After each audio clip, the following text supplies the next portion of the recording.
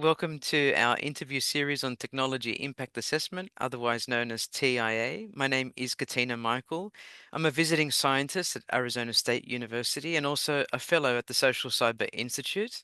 And this interview is part of the Australia-India Joint Impact Assessment of Critical Technologies for Peace and Stability project, funded by the Department of Foreign Affairs and Trade and our Indian counterparts.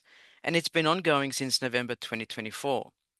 In this series, we're focusing on technology impact assessment for peace and stability, and it gives me great joy to introduce a Social Cyber Institute fellow, Ravi Nayyar. Thanks, Katina. A real pleasure to be here. And again, as I said to you before we started, humbling that you chose to speak with me on this. Look forward to the interview. Thank you so much. And a bit about Ravi. There's so much to say. As I mentioned, he's an associate fellow at the Social Cyber Institute, and he's a fellow at the Australian Strategic Policy Institute, as well as a PhD student at the University of Sydney. And we're following his research uh, week by week, actually. It's very exciting. Our first question, Ravi, usually oscillates around the question of disciplinary background because people doing technology impact assessment or people who care about TIA usually have very diverse backgrounds. Tell us about yours. My disciplinary background is regulatory. I have an LLB from the University of Sydney, and my major for my commerce honours was business law. So when I look at technology, in my case, cybersecurity specifically, um, I am focused on it from a regulatory standpoint, which bleeds into public policy research as well. And with that dual look from the business world and the legal world, um, why do you think it's important to study regulatory aspects of technology? I think the most important reason is the fact that we have regulation as a concept for a reason, which is the fact that the policy cannot organize itself in a coherent way on its own to address any policy issue. So, in effect, regulation is look. There are different ways to define it. I prefer the broadest possible definition, which is the a concerted effort to shift behavior. And the reason, to bring it back to technology, the reason we have to study the regulation of technology as much as the subject matter of that regulation, which is technology, is because we have to deal with public policy and flowing from that legal issues that result from any particular technology, be it, you know, way back in the day, the wheel, to, when we were playing around with, fire and forging metals and all that. And obviously these days with, AI and all these fancy things called critical and emerging technologies. So to just sum up, like the reason we need to study the regulation of technology is because it's not just about understanding that how do we correct public policy issues arising from those technologies. Like this is where we talk about negative externalities and all that. But my dad had a very good line for why we have because he's a risk guy, for why we have risk management, and it's very similar to why we have regulation.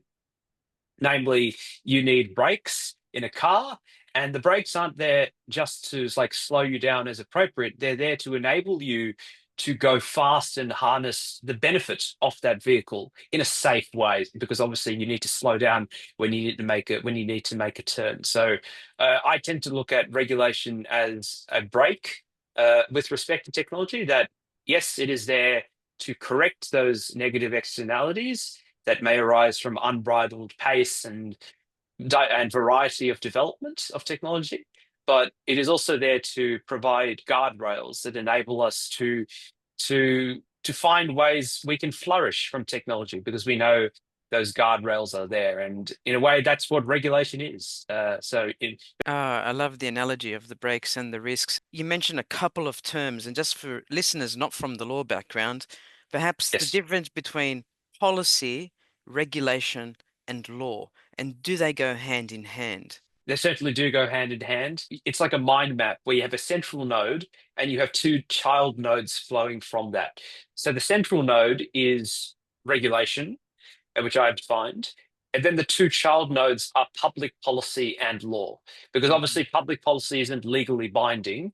it's mainly guidance, it's advice, it's commentary. It can be viewed of as quasi-regulation, which is where the state doesn't enforce anything. There's not really anything legally binding, but it is a way of communicating and signaling to regulatees or among regulatees what they should do, which can include soft law, what we call soft law instruments like public policy materials, guidance, etc., etc. So that's one of the nodes. The other node is, of course, law. The way I look at law is I'm a legal positivist, which is the law is what the law is, as found by the legally accepted methodologies of finding law, as in discovering what is legally binding. So in that vein, law is comprised of those rules of conduct that you have to follow. They can be enforced by the state through, through the force of the sovereign authority of the state over the monopoly on violence. Um, they can be enforced by non-state actors. When we talk about contract law, like that's one reason, and we may talk about this later on, but this is one reason why insurers are regarded as key actors in regulatory frameworks because they're not the state, but they can exert influence over how other firms act because of a legally binding insurance contract, and the insurer can easily enforce obligations under that contract. So yeah, like it's basically a central node, which is regulation, and then flowing from that, you have two child nodes, one of which is public policy because it's not legally binding, and the other one, the other child node is law, which is legally binding. Just to further clarify that why there are two child nodes rather than say one or whatever. Like, I mean, you could see the way you look at regulation is apart from that broad definition. The reason the definition is so broad because you have multiple types of regulation with differing degrees of interventionism by the state. So, you can, and yes, of course, there are debates on what are the different types of regulation. But if you look at the regulatory spectrum, and this is the most interventionist, and this is the least interventionist or non-interventionist by the state. So over here, you have command and control. The state literally develops laws, likely in consultation with others, but enforces them. Then you have co-regulation, which is the state uh, and or the regulatees develop legal rules and the state enforces them. Then you have quasi-regulation, which I've just talked about, which is where the state can provide narrative backing or legitimacy to soft law instruments that aren't legally binding, developed by the regulatee, but the state doesn't enforce them. And then you have at the least interventionist pole or non-interventionist pole, you have self-regulation, which is the regulatees basically regulate themselves as the name suggests. So yeah, there's a spectrum of approaches, and that's why it's not, when we think of regulation, we shouldn't just think of law. There is a lot of other stuff going in. These are very important distinctions in the regulatory space, particularly when we're looking at the regulation of technology. We can Yes, point to different technologies that have been diffused in society, and they will operate with different regulatory regimes or frameworks in different markets. And I think yes, that's really pertinent that you describe this. I mean, going back just briefly to the um, Australian Strategic Policy Institute, that word policy is there. What is yes. the role of ASPI in the context of Australia in terms of policy? Is it to set policy in a particular context? What is it? Oh, wow. I think Justin Vassie, our chief, would be a better person to ask about that. But I think based on well, see, like when I used to be a research contributor for ASPE, like I worked with them on a project on regulatory fragmentation in the Indo-Pacific with respect to cyber resilience. So we were working on, what are the different legal frameworks that are out there in the region, and do they need reform, or like basically how much do they clash to Hmm. create contradictory obligations for businesses with respect to cyber resilience. So you could argue that that project was it was aimed at providing us not legal advice, but providing advice on how to reform laws On the other hand, and I think this is most of what ASPE does, is the larger advisory role with respect to national security policy. Uh, Obviously, when ASPE provides advice on, and we got a bad rap from the government on this when we said that no, Australia needs to invest far more in defence. That's not commentary on like reforming the laws that regulate the military or laws that regulate the use of force. It's about reforming procurement policies and the overarching political attitude with respect to procurement of military equipment.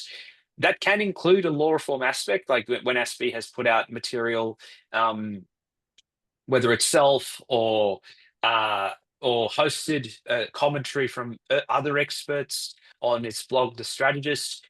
That can include commentary on, reforming procurement regulations to make it easier for, say, uh, uh, make it easier for startups, deep tech startups, to participate in defense procurement. That because as we know, only defense primes tend to have the armies of lawyers to navigate so many procurement laws. So there is Mhm. that as well. But I think in terms of ASPE's role in the policy discourse in Australia, the national security policy discourse, I think it plays a fairly significant role. Often, look, ASPE it has, it gets stereotyped, but which major organization doesn't? But I think its role is important because of its credibility, because of the sheer amount of literature it's put out, and of course the variety of commentary it hosts on its blog. That it's not just about providing advice to other stakeholders such as government and industry, but it's also about creating a facilitating a discussion, a healthy debate on national security policy and law, uh, especially in the Indo-Pacific. And that's what events like the Sydney Dialogue, which is going to be happening, I think, in December, is about. That you assemble all these different stakeholders, Mm. countries, and people together to further this debate. So, yeah. That's fantastic because you've almost answered the question on multi-stakeholder consultation and the Oh, there you importance go. of going to multiple stakeholders from different nation states Yes. and Yes. bringing people together uh, to consider things jointly. We're jumping right to the end of the interview here, but Okay. um, the There you the go. the question then becomes: can things be done at scale jointly between nation states or counterparts? If we thought about the notion of technology impact assessment, and we'll go back to the earlier questions in a second, but this notion of joint TIA or doing things jointly and having dialogue jointly about uh, critical technologies or important issues on agendas, do you see that going somewhere formally uh, in a way that people could go through a process together in different countries, more than one even? It doesn't have to be just bilateral, but could be multilateral. Could Yeah. this be extended in some way from what you're seeing? Well, I think it already is being extended. I mean, and you could argue that this is perhaps resultant of the declining utility and thus relevance of multilateralism, which is namely fora like the UN to deal with such issues. Obviously, there are certain fora within the UN that play a role, or other multilateral fora like the ISO, or multi-stakeholder fora, sorry, like the ISO, ISA, etc., that develop standards, as well Yes. as the ITU. But it's that larger decline in the utility and thus relevance of multilateralism that has forced countries to come together to do this joint technology diplomacy and policy planning in bunches.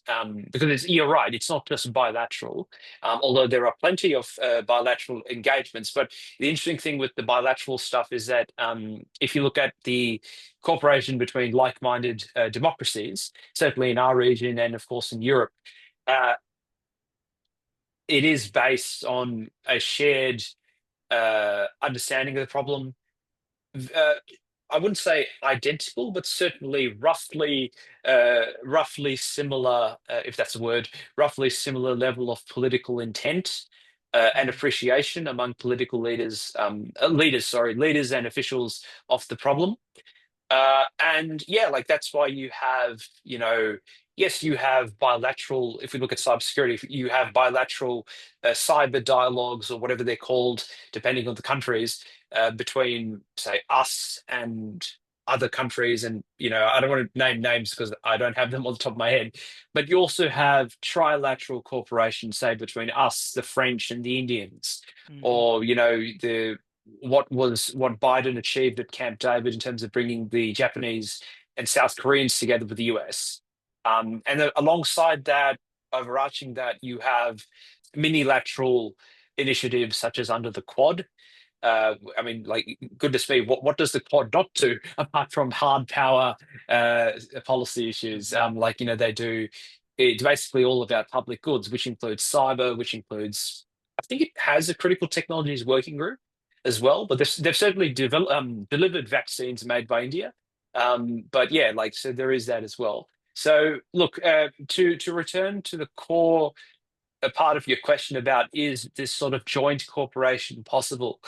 Look, it already is happening, but again, in terms of the ingredients for such joint corporation, it comes down to if I may repeat myself, it comes down to a shared appreciation uh, among leaders and flowing from them the bureaucracy of the issues that are the subject of such corporation, a shared political will to solve those issues in a joint fashion. And you could say it's also like similar levels of capability Mhm. to resolve those issues. And that capability, we're not saying that everybody has to be able to do the same things. Like, I guess that's that. If you look at the Quad Vaccine Initiative, if I recall correctly, in the few years after COVID, it was about, okay, the Americans will provide the cash, the Indians will provide the manufacturing capability, and the Japanese and Australians will provide last mile logistics in the Indo-Pacific. So the different, there are different ways you can come together to join the party. Uh, you could argue that another ingredient that is required is a sort of shared level of, economic sophistication or technological sophistication, depending on the issue. I wouldn't say necessarily that you need to have a similar level of industrialization because clearly the Indians are industrializing. There's no doubt about that, but they're obviously not industrialized to the level of, say, um, a US or a Japan or Australia, if you look at the Quad. But it's Yes. about, I guess, the fact that are they on the right trajectory? And even if you put that aside, how significant are they economically in the world or other measures of hard power? So yeah, that would be that would be my rough sort of way to answer your question. That's very encouraging to hear that these processes are underway already. And you gave some good examples there that I'm sure people would like to follow up on after they've listened to the end of the interview. Uh, let's go back to some fundamentals of technology impact assessment for a moment and say, what is it in your eyes? What's technology impact assessment? Well, like obviously what the name says, which is you're assessing the impact of a given technology on a given stakeholder or set of stakeholders. That impact can be, again, it depends on who's doing it and how they define the process. So that impact can be, okay, how does it affect the stakeholders economically? Um, Health wise, Mm-hmm. national security wise, like cyber security wise. What I also think about when it comes to technology impact assessment is the political dimension. There is that political question for me as well about who's doing it, why they're doing it. Is this meant to be a tick in the box, or is this something meant to be meaningful? So they're different levels of how I look at TIA. Look, we had an expert from the Office of Technology Assessment on a few days ago, and he mentioned the political dimension as well, Ravi, that it was integral. It wasn't Yeah. just, he thought the historical dimension was very important. And then he also mentioned the political dimension because Mhm. the Office of Technology Assessment in America, when it was in operation, was something that was dialoguing with Congress all the time. That was what it was really for. These are critical things that you identify.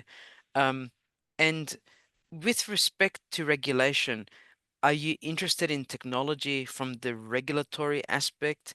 And if so, when do you think perhaps TIA should be considered in the life cycle of an innovation? Is it from the outset, and perhaps does this mimic where you believe regulation should be instituted, and how and why is it instituted? Could you tell us a little bit about that from your background? The definition of regulation is not that it has to be correctly done. I mean, that we do have things called bad regulation. The regulation of anything, whether it's of technology, whether it's of prices or whatever, has to be developed in a multi-stakeholder fashion that takes into account what is being regulated and who's going to interact with that subject matter. I would prefer that the TIA take place at the very I'm not sure if genesis is the right word, but at the very start of the process by which a regulatory framework is developed. Because if you don't understand what you're regulating, then what's the point? So there is that. But of course, like it shouldn't. TIA isn't a set and forget uh, thing. It has to be done, of course, periodically. In terms of how the technology is, not just how the technology itself is, how it is evolving, through updates and bugs and what have you, but also how the way stakeholders are interacting with it, how that is evolving, and how that is affecting them, and the overarching uh, achievement, if any, of the objectives of the regulatory framework for that technology. And of course, not just periodic TIA, but the TIA being done intervals that are determined, say, on the basis of risk. That obviously you don't wait. Oh, yes, I'm going to do a TIA every 12 months, and even if something bad happens, you don't do the TIA until 12 months. Like there will be cases where you have to do a TIA in the middle of the year for just to just create an example there. I often think about these things. They're not very well documented in the literature, but it's when does regulation or the law somehow intervene through the life cycle of a Yes. technology. And Yeah. I think you've clearly said be proactive, um, and then yet you have the debates about whether too much regulation stifles innovation, of course. But if we Yes. take Yes. cybersecurity for an example, um, what are the kinds of mechanisms that might help Australia or our neighboring states to become more secure uh, through regulation? Or do you think that's a bad path towards security or cybersecurity? If you look at software security, that there is a debate that, yes, do we create a statutory vendor liability regime like this, like the Europeans have with the Cyber Resilience Act, um, or do we leave it to the courts in common law jurisdictions to basically create a tort of taking reasonable of failure to take reasonable care as a software vendor with respect to product security? And of course, the benefits of to stick with that example, the benefits of a statutory regime is that, you create it and you create it proactively, as in, yes, you create it proactively and it is there. Yes, you can reform it and amend it, but it is there and there is certainty for everyone about what vendors have to do and what users can hope for in terms of rights. Of course, on the other hand, you have a common law tort with respect to reasonable precautions by vendors. But then the issue with that is that that is a reactive regulatory tool because that's how the common law works. It needs a case to come before the bench for the bench to say, okay, do we fit this within existing precedent or do we distinguish the present fact set to create a new precedent?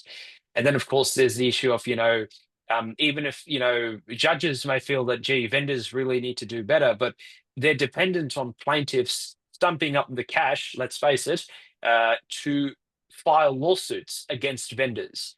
and Mm-hmm. not just risk their own financial position, because and of course, note that all litigation is uncertain. Not only risk their own financial position, but also risk their commercial relationships, especially if the vendor is a vendor for critical, what the financial regulators call critical third parties, if the vendor is a critical third party. So there's that issue as well. Regulation and cybersecurity in the, let's say, the Indo-Pacific, Australia and partners in the Indo-Pacific. Well, see, okay, first things first, and I think this goes back to what we were talking about with respect to when TIA fits in a regulatory process, defined broadly. Well, first things first, it's not just about TIA, it's about um, having a regulator, let's for simplicity's say the state. Of course, you can have there are other, as I explained earlier, there are non-state actors that can be regulated under different frameworks. So let's say, you have the state. So first things first, you need the state to be literate in what it is regulating. Mm-hmm. And TIA is definitely a part of that. And even then, it's not just TIA, it's about assessing what the technology is to begin with before you assess what the impact is going to be. I mean, an example from critical infrastructure cyber law, which really set tongues wagging in the operational technology community, was the aftermath of the Colonial Pipeline incident in 2021, where the transportation, the TSA, because they regulate pipelines, introduced legal rules, new rules with respect to pipeline security. And that triggered a lot of backlash from pipeline operators and their security vendors. Mm-hmm. I believe, I think Rob Lee of Dragos fame said, like, on the record to Politico, I could be wrong. He said that, they've really stuffed this up, which is that the legal rules fundamentally misunderstood how you operate, let alone secure industrial control systems. For instance, you're trying the regulator in that case was trying to force pipeline operators to use security controls that only work for IT, information technology networks, but was wanting operators to use those for pipelines. And I think an example was the fact that, how do you put MFA on an industrial control system, how do you put MFA on a PLC? For Yes. instance, right? Like that's just weird. How do you like basically put MFA on, say, a door lock where you're reliant on a, let's face it, an analog technology that may not have been updated in 40 years because you don't want to Yes. touch the thing.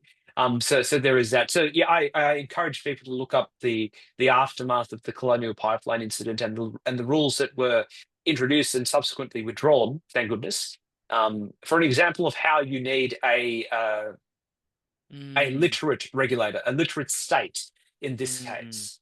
So, Wow, what an so example. yeah, Sorry, yeah, yeah, that's a huge example. I mean, and by exactly. Yeah, MFA in cybersecurity speak, we're referring to multi-factor of authentication. course. Yes, yes, And that's fascinating. And then later withdrawn. So you can see the waste of resources in the first place, the amount of money that would have exactly. Yep, been wasted in that, and also yep. really ridiculed the regulator, Oh, uh, yes, uh, yes, and then a distrust, for future exactly. Yep. change. But that's a wonderful example, I think, worth even a case study on in a course of several weeks, or at least an assessment task. It would be fascinating for students to peer into that, and also for learners. So I think what you're saying there, and I think that is the role of technology impact assessment, is to bring Yes, everybody, not just regulators, but also the public, if it is a public TIA, yes, to yes. bring everybody up together in terms of awareness. It's an awareness raising exercise. This technology exists. This is why it's important in this context to us in Australia or India or elsewhere. And Yep. in fact, as somebody recently said in one of their interviews, TIA has global implications. It's not just Yes. when conducted in Australia or Australia and India. It's just between us. Looking at cybersecurity, you gave a good example there. Like everything flows from a literate state, a state that is Yes. literate in understanding what on earth it is trying to regulate, in this case, cybersecurity of operational technology. And then, in terms of, regulatory measures subsequent to that, well, then it comes down to like what approach the regulator, let's again stick with the state, what approach the regulator wants to take with respect to responsive regulation, which is basically, we may have heard of the enforcement pyramid, which is, you start with education and advice at the bottom for all regulatees. Then you move up to informal warnings, then formal warnings, Mm-hmm. enforceable undertakings, and then infringement. Then civil penalties and criminal penalties up top. So it's about getting more and more severe as the breaches of the regulatory framework become more egregious, reckless, negligent, what have you. So it's about also the state understanding not only what it is regulating, but how to regulate it once the regulatory framework is in place. Because enforcement action is especially with respect to something as national security critical as cybersecurity, enforcement action is a very important political tool. And when I say political, I mean within the community of regulator and regulatees and associated stakeholders. Because if the state doesn't drop the sword of Damocles rather than just waving it around by giving speeches every now and then about, oh yes, you must care about, MFA. APRA issued a very stern warning to, I think it was superannuation trustees that, hey, you need to, enact MFA because we're Mm-hmm. sick of people losing their money or, what have you. So there's that the state, for those serious breaches has to make examples, certainly in my opinion, has to drop that sort of Damocles for a change so that a message is sent. And it comes back to our earlier discussion, Katina, about what is law. And, law, it's said about the criminal law, but it can be said about law generally, that the idea of deterrence of wrongdoing, and of course, the retributive aspect of the law, specifically enforcing the law. That yes, I am extracting retribution from you for breaching your legal obligations. That too in such a way that is X Y Z. But of course, if the state the reason we have an enforcement pyramid is because if the state goes too hard to begin with, well, that hurts its own credibility with the regulated population because the Mm. latter would say, well, we're genuinely trying here, but what can we do? We're just getting hammered by the regulator. So there is that Yes. fine balance. But then, of course, and I'll close with this, which is the fact that the importance of striking this balance is that you can't be too hard, as I've just said, but also if you're too soft, well, everybody treats you like a numpty, if that's the word. And that is Yes. certainly what the Hayne Royal Commission into the financial services sector argued in its report, which was that ASIC needs to adopt I think it was the Hayne Commission which said that ASIC needs to adopt a why not litigate approach to enforcement. That ASIC's regulated population saw that the regulator had no credibility. Well, no credibility is extreme, but very low credibility Yes. as a regulator, because it's like, oh yes, we'll just keep doing enforceable undertakings, even when breaches of the relevant laws are very serious, but Mm. it's okay. And as a result, that the meaning of the regulatory framework is lost because, well, it's there in name. Is it there in is it actually there in force? In that respect. So yeah, you can. So to bring it back to TIA, you can have a TIA. You can have a literate state in terms of literate in what it is regulating. But then you have the question that, okay, what does the state do with the regulatory framework? How does it enforce it? How does it shape the politics among regulators, between itself and regulatees, among regulatees, and within regulatees? Because that's why we have corporate governance regulations. It's about shaping the politics within organizations, how they're managed, so Yes. that they are they are managed in a manner by directors and what have you, so that they're managed in a manner that upholds relevant regulatory objectives without the state having to hold their hand every step of the way. But the state has sent enough signals, legal through legal means or otherwise, that you guys, this isn't good enough. You need to lift your game. And that you could say that those non-legal signals are delivered through stuff like speeches from Joe Longo, the chairman of ASIC, or APRA sending out the odd warning that, hey, super fund trustees, please implement MFA. Um, or and there are other ways of doing, leaking certain things can happen as well.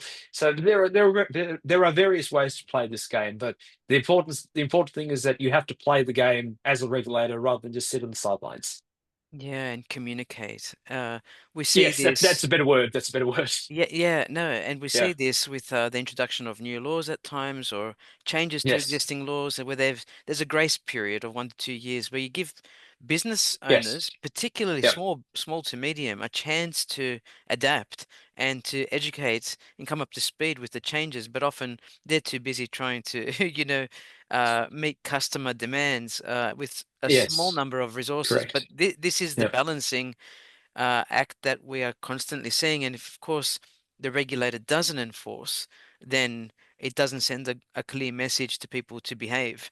Exactly. Right at the beginning of this discussion, you talked about um, how regulation is about, uh, s- almost standardizing behavior, or at least affecting behavior in a positive Mhm. way, so that Yes. we can get the benefits out of all the sort of services, applications, products, technologies we create.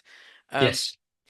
in this notion of peace and stability now, because the project is really about technology impact assessment in the context of peace and stability. And uh, I'm wondering what kinds of thoughts that conjures up when you hear that. Oh, technology impact assessment for peace and stability. Do you think that's even possible? Oh wow.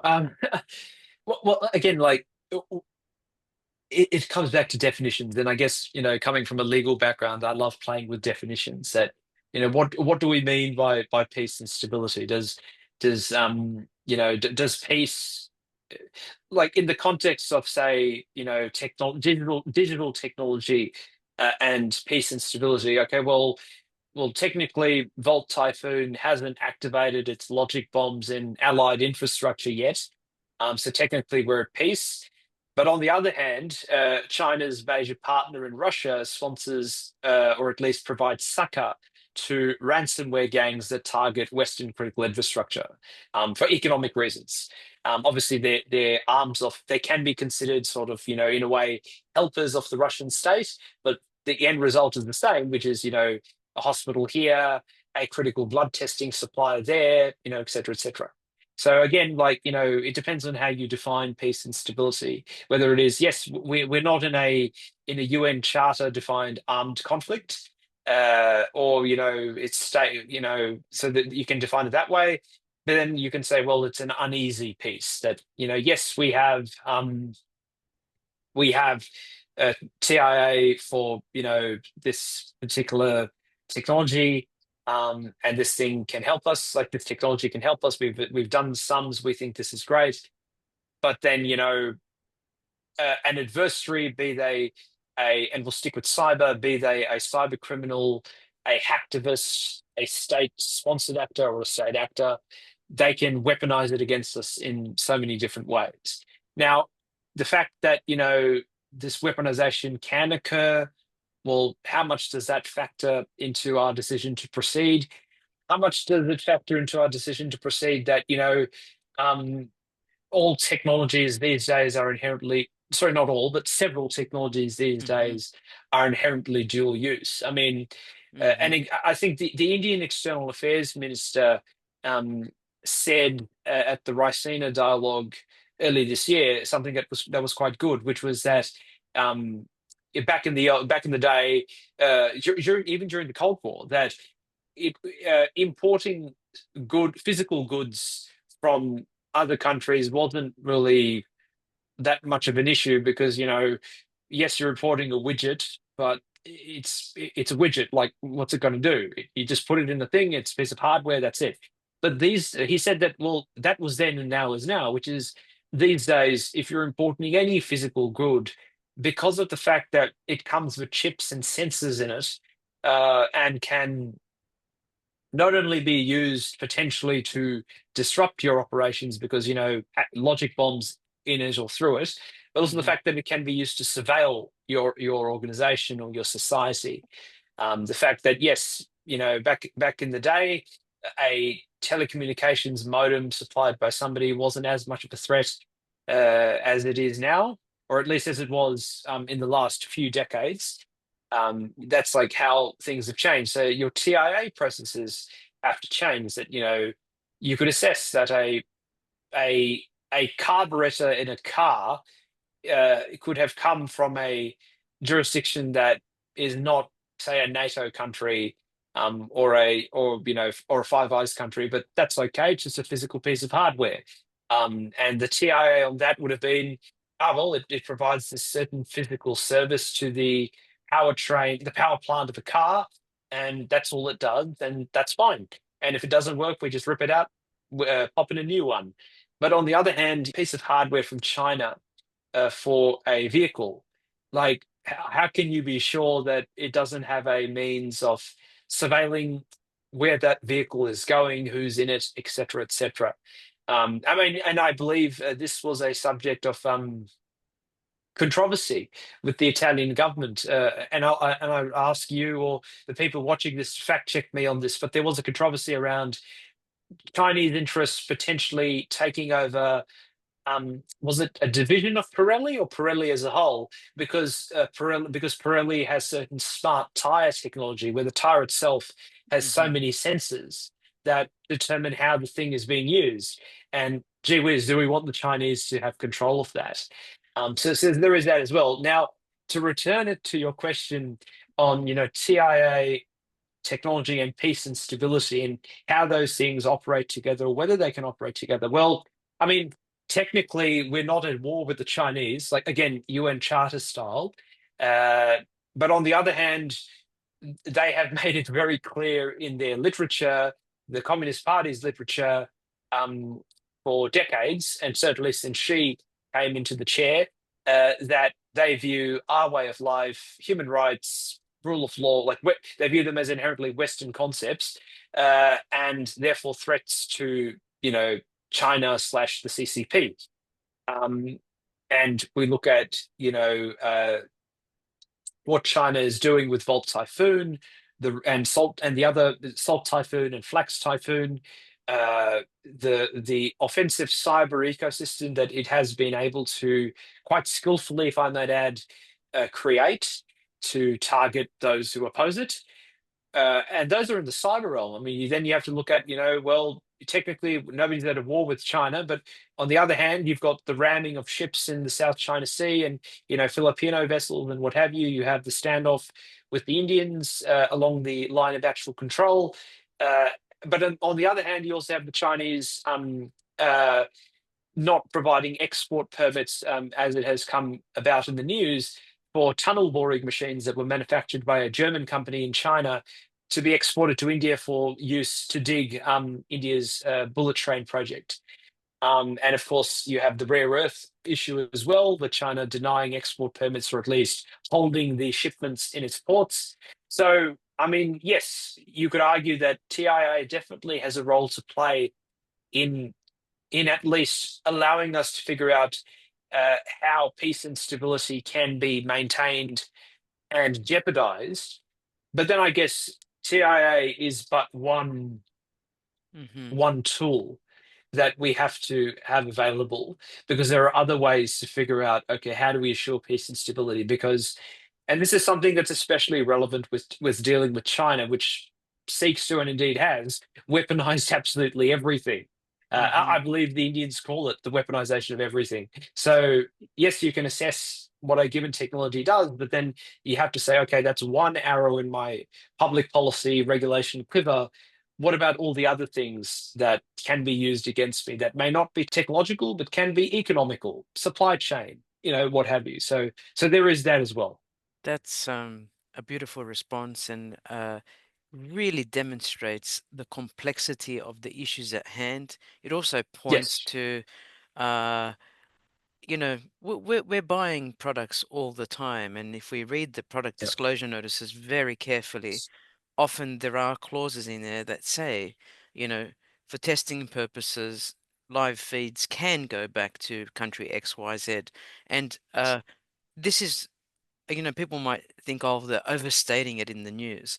Well, actually, we need to start reading our products descriptions closer before we buy products, um, because the potential for products that we're buying, IoT devices and otherwise, to be Yes. sending signals of any type back via the, internet in your home, and Yes. via telecommunications between countries is quite possible and happening.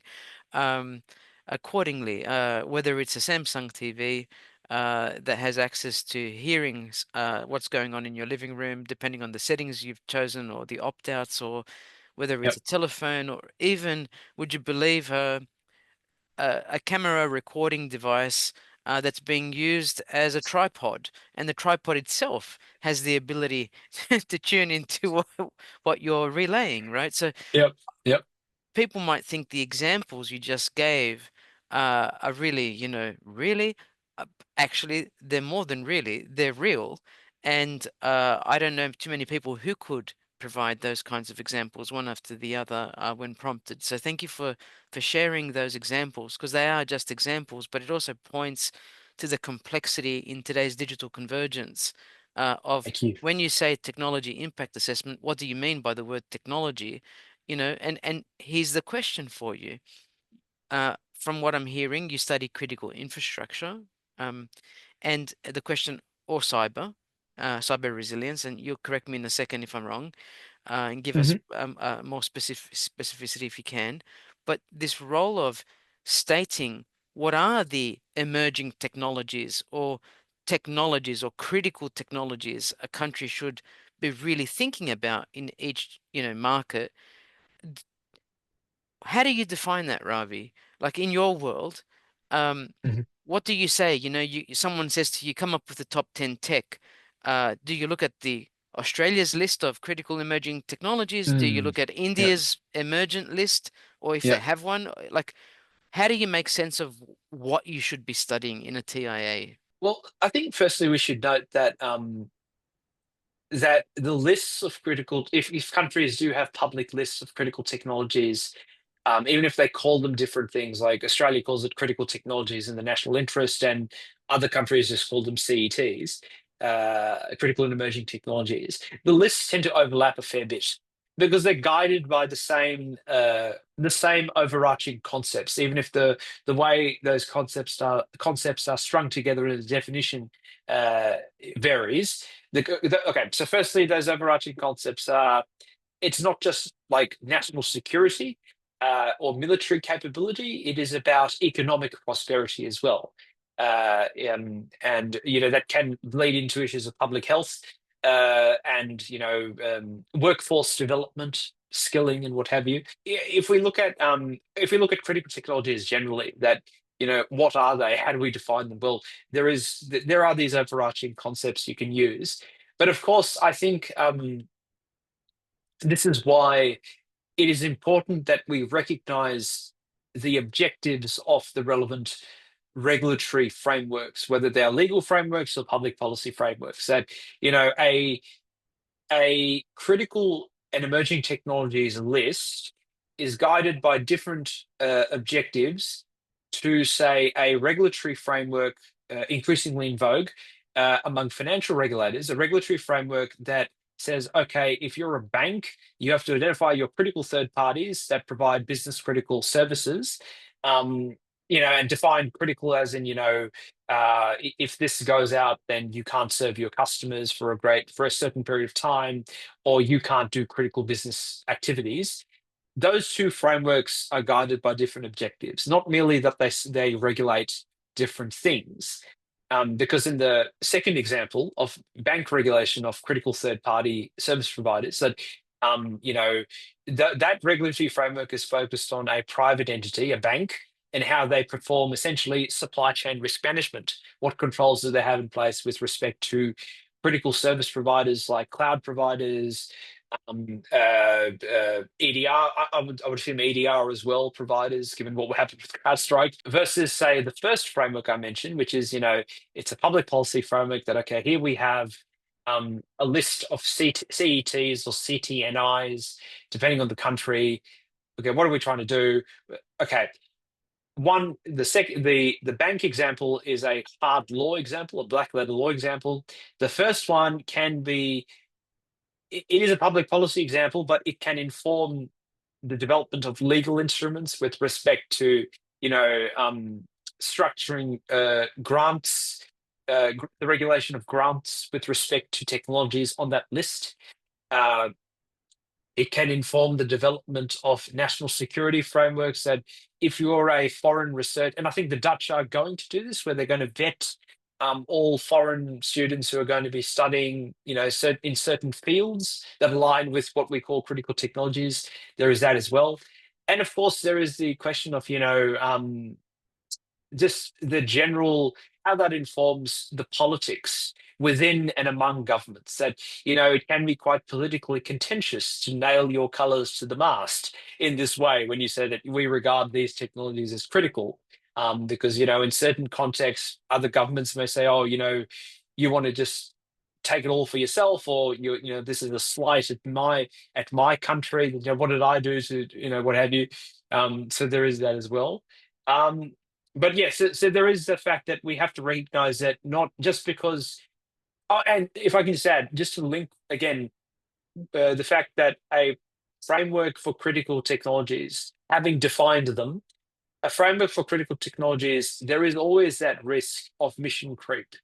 Because, say, when your overarching concepts are, you know, economic prosperity, national security, national defense, I think, I'm not sure, I'm happy to be corrected on this, but let's say foreign policy goals as well.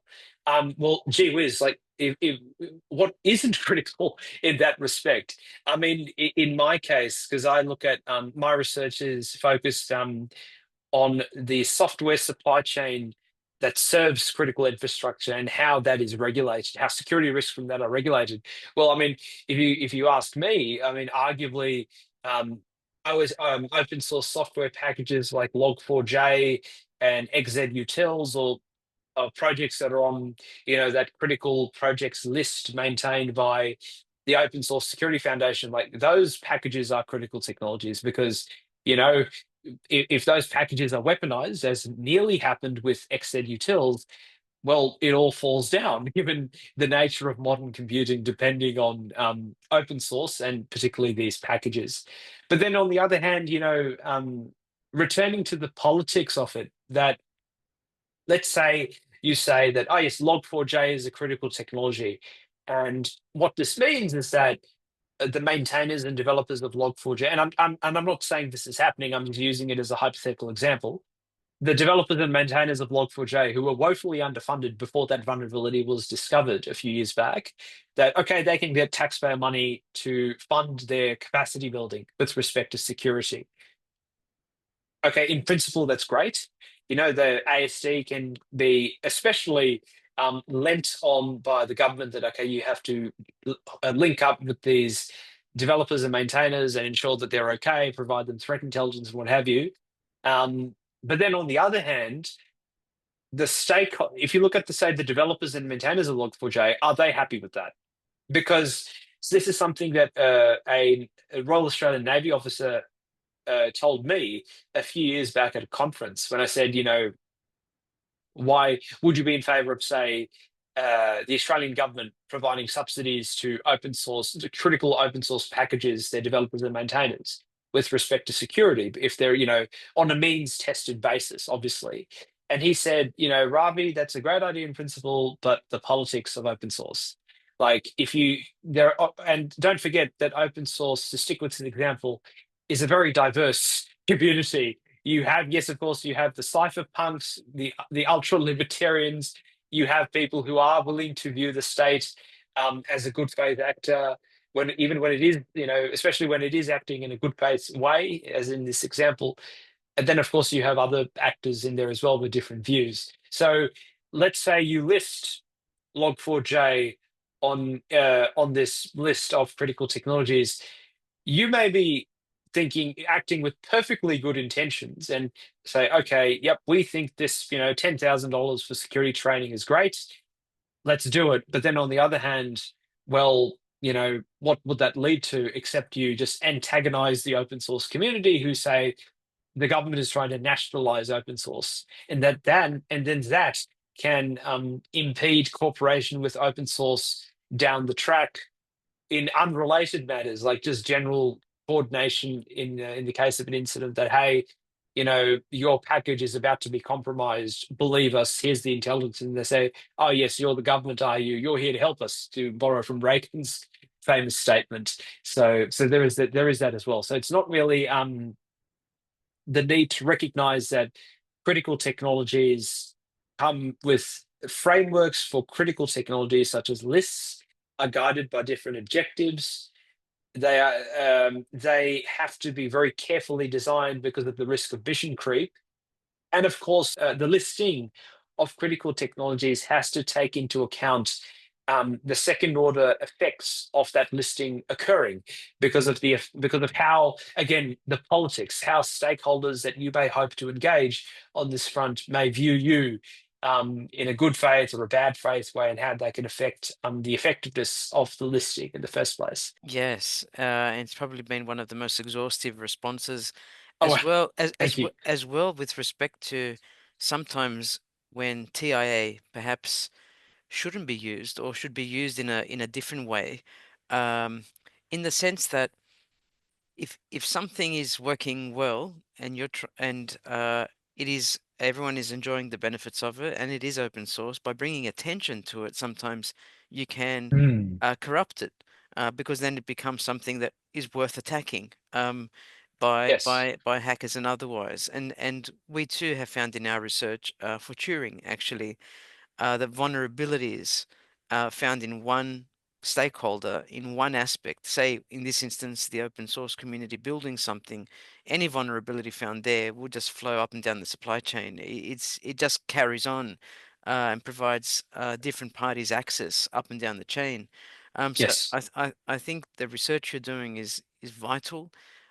Supply chain is one of those areas that people don't talk about often with cybersecurity, and yet it's prime target because that's how money moves and that's how things move, both through logistics and distribution and so forth. So, fascinating area of research you're doing on your PhD that I think a lot of people will want to read about, as it continues to be published and will be completed in the not too distant future, I imagine. Um, on a last point, before I give you a chance to say anything else you want on the topic, talk to us about the cyber ecosystem. Talk to us in the sense of the stakeholders that you've identified. Often in these interviews so far, we've found that everyone says stakeholder mapping is essential. Um, Mhm.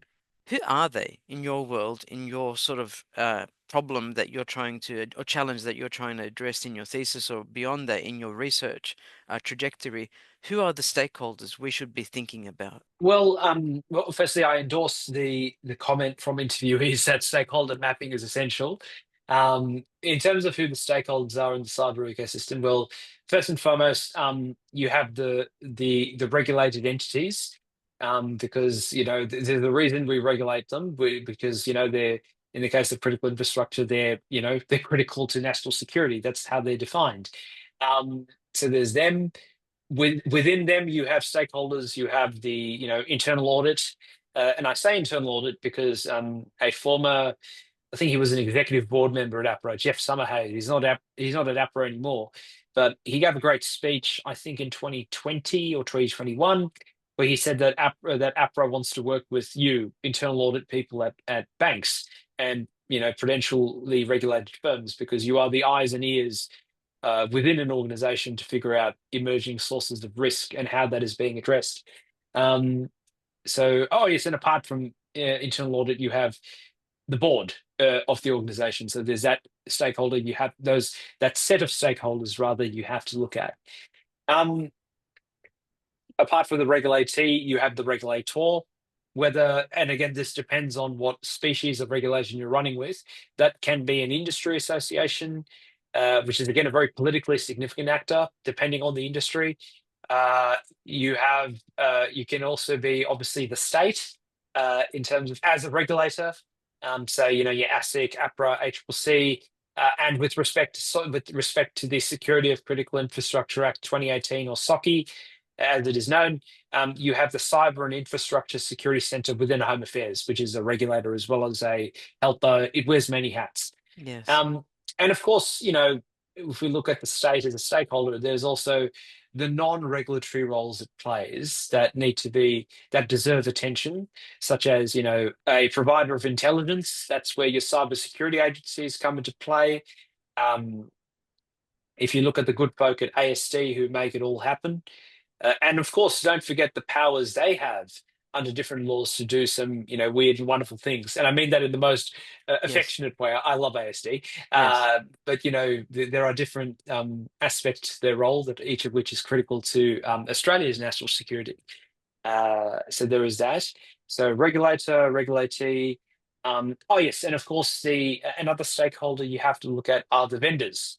Hmm. These can be software, like on-premises software vendors, SaaS vendors, and goodness me, there's so many of them these days, as everything is already in the cloud and continues to move into the cloud. So there is that as well. The reason they're important is because obviously um, the regulatees don't make everything themselves in terms of software or technology services. They are reliant on these vendors. So there is that aspect of, vendor lock-in, bargaining power, those disparities in the role that, not just cyber laws, but potentially antitrust laws play Hmm. with respect to, how much power a large cloud services provider like Microsoft has over a a small water utility in the Midwest in the Midwestern United States. How do you navigate that as policymakers? And interestingly enough, if we look at just the cloud and vendors, I mean, even like hardware services are going into the cloud. If you look at industrial control systems, that the vendor has its own cloud for diagnostic purposes and Hmm. data and analysis purposes, and they sell that as a service back to the regulatee. Okay, so and of course, you have vendors, and those vendors and service providers they also rather include specialists, like, you have vulnerability discovery firms, you have software supply chain firms, there are a whole host. And of course I direct viewers to the excellent, I think it's the Resilient Cyber newsletter on Substack, maintained by Chris Hughes, where he talks a lot about the nature of the cyber industry and who's in it.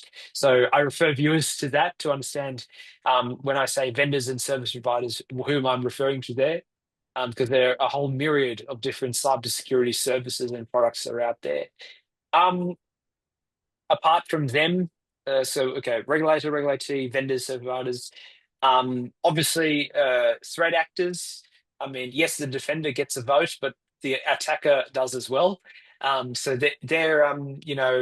it's a running joke that, that threat actors who install crypto mining malware on your computers are basically unauthorized pen testers, that they help you understand that you have these vulnerabilities on your machines that need to be rectified. So, in a way, threat actors not only do horrible things, but in doing horrible things, they alert us to vulnerabilities in the technologies, defined broadly, the technologies that we rely on every day, that regulatees rely on every day, and even regulators rely on every day, considering the number of times regulatory agencies or government agencies generally have been targeted by an array of threat actors. I mean, if I recall, ASIC, it was one of the victims of the Excellion hacks, where Yes. um, threat actors were targeting the file transfer appliances, sorry, made by Excellion. So there was that, and of course, SolarWinds, that was against like a whole lot of USG agencies. The thing was Storm 0558 that hacked the State Department via Microsoft Outlook. So within threat actors, you have different shapes and sizes. You have your cyber criminals that are purely economically Mhm. motivated.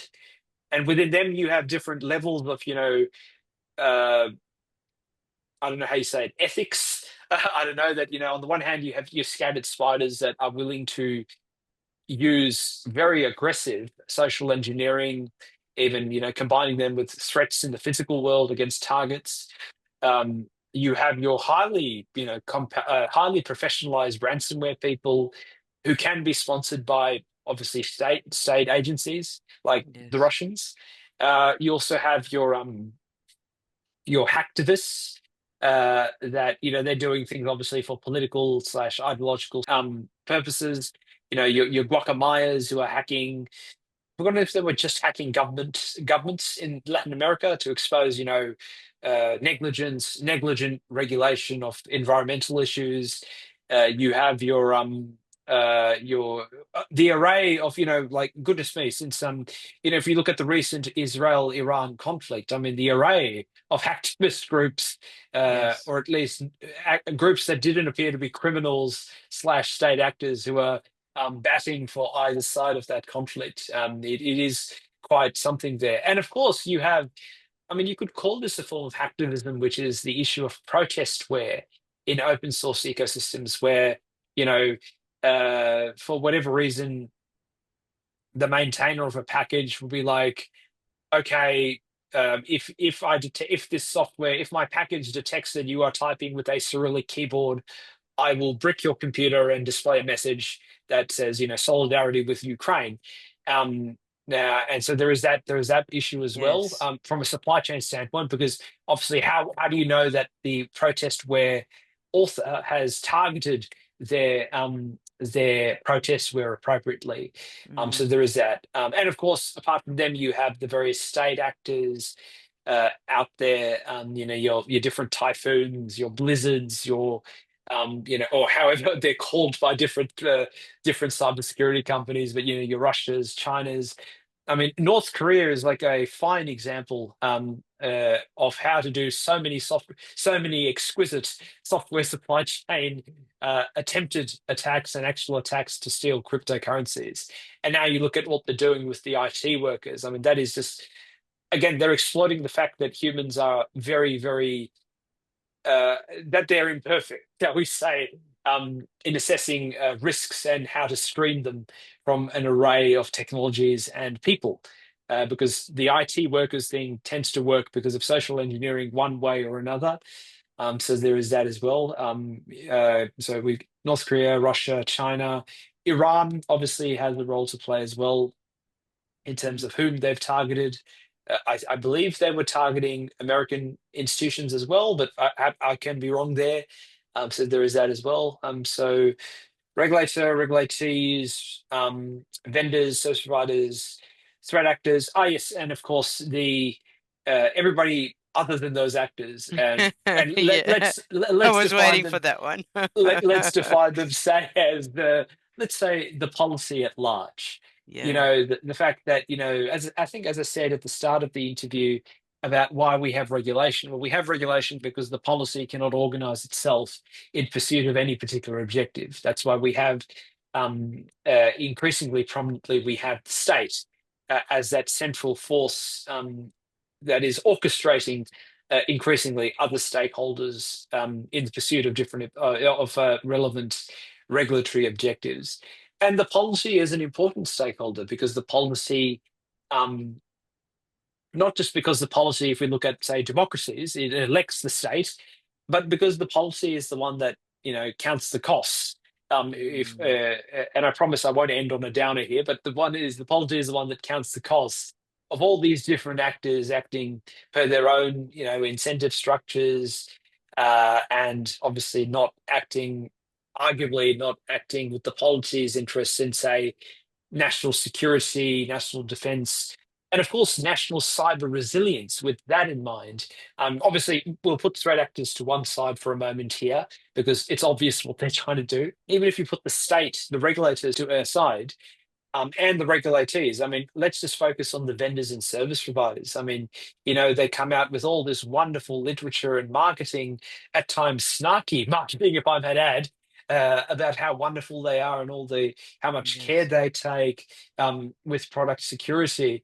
But Katina, I was thinking about this when we were talking about IoT devices, say from China, and how they can be weaponized. Well, I mean, that too, like weaponized by a hostile actor. But in this, if you look at what happened with CrowdStrike, or what was it, 10 years before, 2017 rather, with was it McAfee? That Mm-hmm. one Virus bad software. update. Yeah, exactly. One bad update and everything goes bad. That your threat.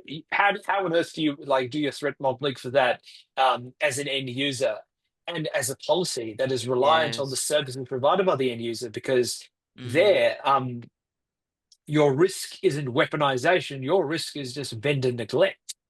That That's like right. and of course, I note that I just want to, and again, as I said, we won't end on a negative note. I note that Microsoft had a big summit with the EDR firms last year in the wake of the CrowdStrike shenanigans, and they said, okay, we're going to find a way to not only develop a list of safe deployment practices for software updates. If you're an EDR firm living in the kernel, we're actually going to find a way to require you to follow those updates. I think one of the ways they were planning to do that was we're not going to sign your drivers if you're not certified as following these safe deployment practices. Wow. So that was conjecture at that stage, but I urge viewers to check out the blog post from Microsoft announcing I think it's the Windows Resiliency Initiative, something like that, and Mm. they talk about the follow up from that big EDR summit in there about what they're talking about. So yeah, so there is that point that your risk as an end user and subsequently as a policy isn't that the vendor is hostile to you. Your risk is that the vendor is negligent. And note that that negligence need not be manifest in so horrific, let's say, a manner as what happened with CrowdStrike. That negligence can be manifest in, oh, well, I sell you this router or this modem or this other SOHO device, small office, home office device, but I don't care about product security.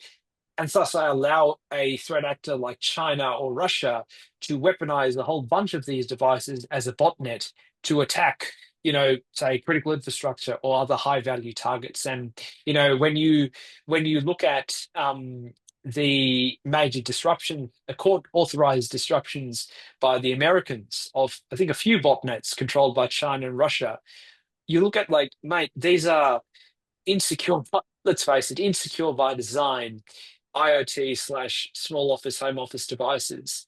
They're, Yes. they're easy pickings for threat actors to weaponize.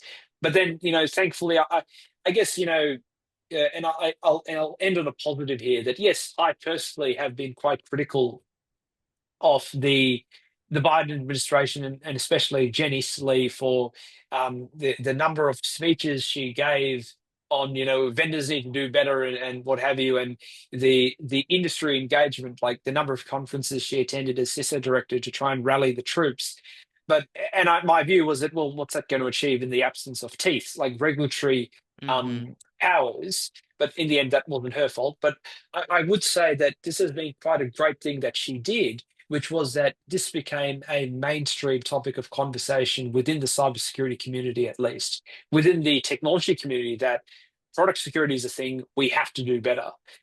So there is that, because as I said, in the end, the policy is the one that has to deal with what happens. Because if your end user of a software product is a critical infrastructure operator, then the software supply chain risk to that operator is ultimately a software supply chain risk to the stability of the policy, depending on the Yes. scale of the weaponization or the manifestation of the risk. But look, it's good to see that vendors are, at least in their blog posts, waking up to the need to do better. But of course, Mm-hmm. in the absence of regulatory, and this is my bias, but in the absence of black letter law telling them to do better, I'm not sure how far we will go. But it's good that at least the right noises are being made, because as a policy, we depend on that. Well, Ravi, Nayyar, I've never received such a in-depth response to a question related to multi-stakeholder Oh, well, thank you. considerations and identification in terms of mapping. It's obvious you have done that research down to the nitty-gritty when it comes to software in related to critical infrastructure and so much more, cyber resilience. Um, what an incredible interview this has been. So many rich examples that I'm sure people would not have been exposed to if this is not their main area of research or study. But congratulations for that in-depth. People should go back and listen carefully and follow up examples that you mentioned and do their own homework and make their own minds up how perhaps this is related to technology impact assessment and the whole area per se. As you said, it's not just TIA. We need a suite of tools in order to help us in this domain. And thank you for a unique, very original and novel response to the questions that I had and to the whole Oh, theme of technology impact assessment. I can't wait to see where things will go for you post PhD. I'm hoping to see you lecture in some theatre somewhere, or to join some government to roll out these things. And as you say, first is to get it on record, as this person that you alluded to in the US, the CISO did, and then to get more discussion about it, more awareness, and that's how we grow our yes. intellectual knowledge around the themes, and then get different stakeholders engaged, and then it becomes a serious topic that people need to not only abide by, but continue to think of how they can improve. But congratulations for all of that, and thank you for your time. No, look, again, Katina, thank you so much for this really wonderful interview. What I love was that pretty much all of your questions were nice and first principlesy, because that is what's essential to us understanding any problem, let alone one like technology. So Yes, yeah, look, it has been a privilege just speaking with you, Katina. Again, humbled that you chose to speak with me on these important enjoy. issues, and I'm glad that I was able to contribute, and I certainly hope that I made some sense. Oh, Thank you you. made great sense. Thank you, Ravi Nayyar. See you again. Thank you. Have a good day. You too.